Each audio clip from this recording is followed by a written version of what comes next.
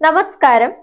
തിരഞ്ഞെടുപ്പ് കാലത്ത് വടകര ലോക്സഭാ മണ്ഡലത്തിൽ വൻ വിവാദത്തിന് വഴിവെച്ച കാഫിർ സ്ക്രീൻഷോട്ട് വിവാദത്തിൽ ഇടപെട്ട് ഹൈക്കോടതി. വിഷയത്തിൽ പോലീസ് സ്വീകരിച്ച നടപടികൾ 2 ആഴ്ചയ്ക്കകം റിപ്പോർട്ടായി നൽകണമെന്ന് ഹൈക്കോടതി ആവശ്യപ്പെട്ടു.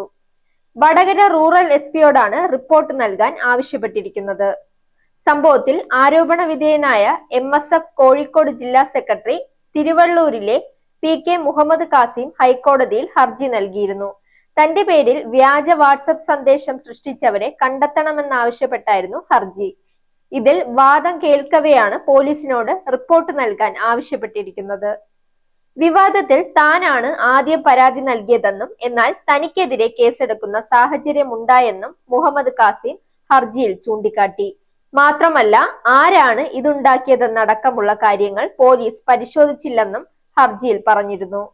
ഇതിൽ ഇടപെടുകയായിരുന്നു ഹൈക്കോടതി.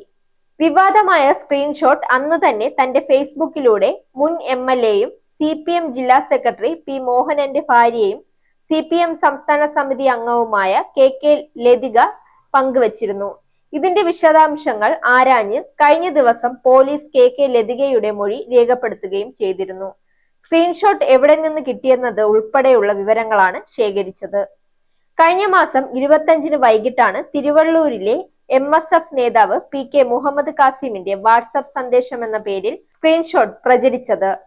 LDF സ്ഥാനാർത്ഥിയെ കാഫിർ എന്ന് വിളിക്കുന്ന പരാമർശമാണ് ഇതിലുള്ളത്. ഈ സന്ദേശം പെട്ടെന്ന് തന്നെ സമൂഹ മാധ്യമങ്ങളിൽ വ്യാപിച്ചു.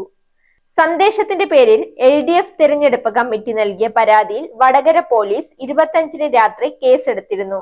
സന്ദേശം മുഹമ്മദ് കാസിമിന്റെ പേരിൽ വ്യാജമായി ഉണ്ടാക്കിയതാണെന്ന് കാണിച്ച് യൂത്ത് ലീഗും കാസിമും പരാതി നൽകി. ഇതിൽ യൂത്ത് ലീഗ് നൽകിയ പരാതിയിലും അന്ന് തന്നെ കേസെടുത്തു. കാസിമിന്റെ ഫോൺ ഉൾപ്പെടെ പോലീസ് പരിശോധിച്ചെങ്കിലും സന്ദേശം മുഹമ്മദ് കാസിം അയച്ചതാണെന്നതിന് പോലീസിന് ഒരു തെളിവും കിട്ടിയിരുന്നില്ല. Zag news, Thiruvananthapuram.